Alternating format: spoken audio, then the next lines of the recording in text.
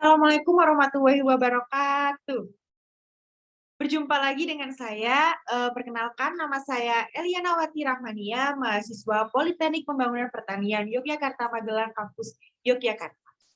Pada kesempatan kali ini teman-teman, kita berjumpa pada mata kuliah penjaminan mutu. Nah, di sini fokus pembahasan kita yaitu terkait identifikasi penerapan HACCP pada home industry.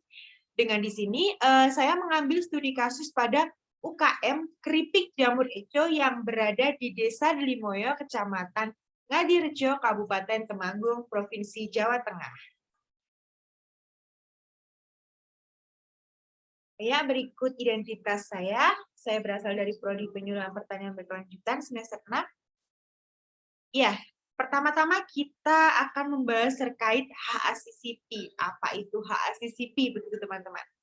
HACCP yaitu Hazard Analysis Critical Control Point, di mana hazard analysis ini adalah analisis bahaya atau kemungkinan adanya resiko bahaya yang tidak dapat diterima. Nah, dalam HACCP ini kita akan menganalisis bahaya-bahaya terkait suatu proses industri, begitu teman-teman. Dengan adanya HACCP ini nantinya akan menjamin kualitas dari produk yang industri tersebut hasilkan, begitu teman-teman. Nah, bagaimana kelanjutan penerapan HACCP-nya? Mari kita pelajari bersama.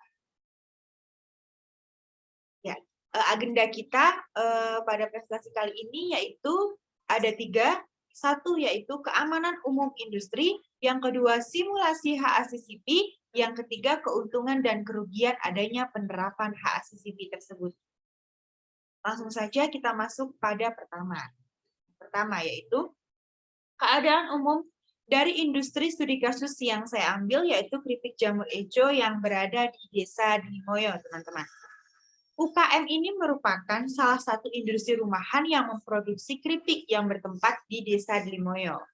Produk andalan dari usaha keripik jamur eco ini berupa keripik jamur lezat yang diberi nama atau brand keripik jamur eco, begitu teman-teman. Nah, lebih terkenal dengan econya, kata eco ini teman-teman. Nah, kata eco ini memiliki arti enak, lezat, dan gurih. Jelas, produk keripik ini menghasilkan produk yang enak, lezat, dan juga gurih.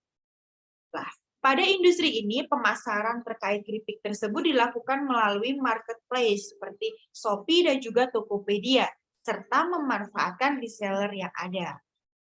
Nah, terkait kemasannya yaitu dari industri ini menyediakan dalam 2 bentuk, yaitu dengan ukuran 500 gram dan juga 200 gram, serta dikemas menggunakan kemasan standing pouch. Nah, kemasan standing pouch ini diharapkan mampu melindungi kualitas dari keripik jamur tersebut hingga sampai kepada konsumen. Baik, selanjutnya kita masuk pada pembahasan yang kedua, yaitu mengenai simulasi HACCP, teman-teman. Langsung saja. Satu yaitu terkait lembar kerja HACCP. HACCP ini pertama kita akan mempelajari tentang lembar kerja tim HACCP yang bekerja pada industri keripik jamur eco tersebut. Di sini ada 3 bagian jabatan, yaitu manajer produksi, QA, dan penanggung jawab produksi. Berikut nama-nama sudah tertera, serta pendidikan, bidang studi, pengalaman kerja, serta posisi dalam tim. Pendidikan kami ambil minimal D3 dengan alasan bahwasannya terdapat materi dan juga pengalaman yang sudah ada sebagai bekal pada penerapan HACCP tersebut. Selanjutnya kita bahas terkait lembar kerja deskripsi produk. Nah, nama produknya yaitu keripik jamur eco. Komposisi produk yaitu terbuat dari bahan baku jamur, garam, rempah-rempah, serta tepung, begitu teman-teman. Karakteristik produknya yaitu fisik, padat, dan beraroma normal. Beratnya netonya 200 gram dan 500 gram. Metode pengolahannya yaitu dilakukan dengan cara digoreng. Kami tidak melakukan metode pengawetan. Selain itu pengemasannya menggunakan plastik dan juga standing pouch, begitu teman-teman. Kondisi penyimpanannya yaitu diusahakan di tempat yang kering. Umur simpannya kurang lebih 2 bulan. Pengawasan mutu dalam penjualannya yaitu dilakukan setiap bulan. Produk yang belum terjual diambil dan diganti dengan yang baru. Nah, apabila ada reseller-reseller, yang reseller tersebut ataupun kita menitipkan pada suatu tempat, namun dalam jangka waktu 1 bulan belum terjual. Nah, itu kami melakukan pengawasan dengan cara mengecek terlebih dahulu, baru nanti kalau kualitasnya menurun, baru kami ganti dengan produk yang baru. Produk dijual di rumah produksi dan juga di toko-toko serta di online marketplace begitu teman-teman. Deskripsi cara konsumsi yaitu dikonsumsi langsung sebagai cemilan begitu. Penggunaan produk yaitu untuk semua kalangan umur, tidak terbatas, baik itu anak-anak, baik itu dewasa, baik itu orang tua, semuanya dapat mengonsumsi produk ini. Selanjutnya yaitu lembar kerja diagram alur, teman-teman. Nah, di sini sudah terdapat diagram alur kerjanya, yaitu terdiri dari bahan baku, pemilihan bahan baku, pemotongan jamur, pencucian dan pengeringan jamur, pencampuran dengan rempah dan bahan lain, penggorengan jamur, pengemasan dalam plastik, dan jadilah keripik jamur yang siap dikonsumsi. Selanjutnya kita bahas terkait analisis bahaya dan penentuan pengendalian nih teman-teman. Nah, di sini kemungkinan bahaya yang terdapat pada industri tersebut yaitu ada 2, pada bahan baku dan juga pada proses pengolahan. Lah di sini saya akan memberi contoh dari masing-masing bahan baku maupun proses terkait analisis bahayanya serta penentuan pengendalian teman-teman. Nah, di sini mengenai bahan baku. Bahan baku yaitu adanya air. Nah, di sini air ini ada kemungkinan bahaya fisik dan juga biologi, teman-teman. Nah, fisik tersebut serta kimia, teman-teman. Nah, fisik tersebut dapat berupa adanya kotoran pada air tersebut. Nah, sedangkan kimia adanya bahan-bahan residu pestisida yang tercampur dengan air tersebut. Nah, selain itu ada biologi juga adanya jamur-jamur yang tercampur dengan air. Nah, hal ini biasanya disebabkan karena air tersebut sudah tercemar, teman-teman. Nah, maka dari itu, kita perlu adanya penanggulangan maupun antisipasi, yaitu dengan cara melakukan filtrasi sebelum air tersebut digunakan untuk mencuci, begitu teman-teman. Selanjutnya, terkait proses pengolahan, salah satu contohnya yaitu saya mengambil terkait pemilihan bahan baku, teman-teman. Nah, pemilihan bahan baku ini terdapat analisis bahaya yaitu fisik dan juga biologi, teman-teman. Nah, fisik tersebut adanya kotoran dan juga debu pada bahan baku jamur tersebut. Sedangkan analisis biologinya yaitu adanya jamur yang menempel pada jamur tersebut. Nah, jamur tiram tersebut ya sebagai bahan baku. Nah, hal ini biasanya disebabkan karena kontaminasi dengan pekerja, bisa seperti itu. Bisa juga adanya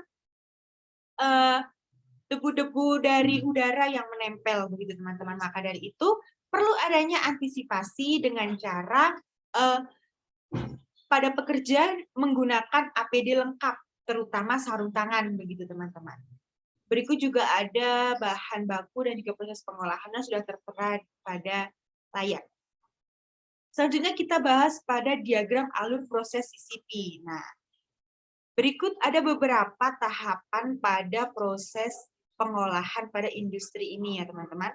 Nah, di sini kita menentukan CP maupun CCP-nya. Nah, di sini fungsi dari sisi CCP maupun CP ini menentukan apakah tingkat kritis dari bahaya per proses tersebut itu terlihat signifikan atau nyata sehingga dapat mempengaruhi keamanan pangan. Nah, di sini kita penentuannya, teman-teman. Itu selanjutnya yaitu prosedur verifikasi. Setelah kita menganalisis bahaya, kita melakukan verifikasi, teman-teman. Nah, verifikasi dilakukan secara internal dan juga eksternal. Verifikasi internal, verifikasi dilakukan verifikasi harian untuk semua hasil pemantauan dan pencatatan. Yang kedua, verifikasi yang dilakukan setiap 6 bulan untuk prosedur sampling, testing, dan pengkalibrasian alat, tindakan koreksi yang diambil, dan pendukung sistem mutu lainnya. Yang ketiga, verifikasi setiap 1 tahun adalah verifikasi menyeluruh untuk menilai ulang keefektifan rancangan HACCP tersebut. Yang kedua yaitu verifikasi eksternal dilakukan setiap 1 tahun sekali oleh pihak yang pada bagian verifikator.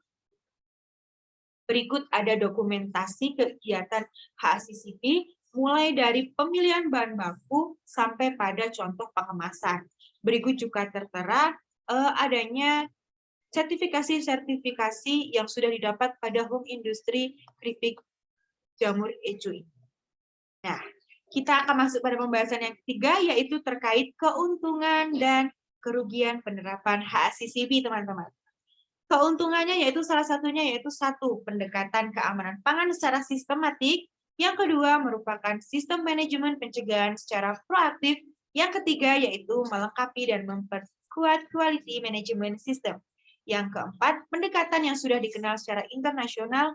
Yang kelima, mengurangi penolakan produk sehingga mampu mengurangi biaya, serta yang selanjutnya yaitu alat yang digunakan untuk manajemen risiko.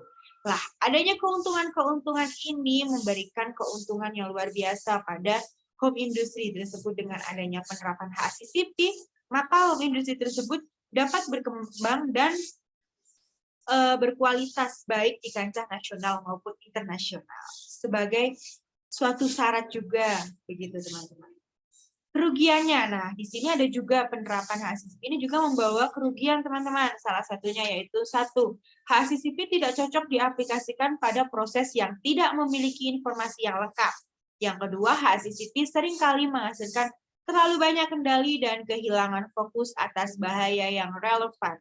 Yang ketiga yaitu HACCP tidak memperhitungkan pengaruh sistem pengendalian yang ada terhadap penurunan bahaya. Begitu teman-teman. Berikut adanya keuntungan dan kerugian ini menjadi pertimbangan untuk kita apabila pada penerapan HACCP pada suatu industri. Baik, terima kasih atas perhatian teman-teman semuanya. Saya mohon maaf apabila ada perkataan maupun perbuatan yang kurang berkenan di hati teman-teman semuanya. Saya mohon maaf yang sebesar-besarnya. Saya pribadi undur diri. Assalamualaikum warahmatullahi wabarakatuh.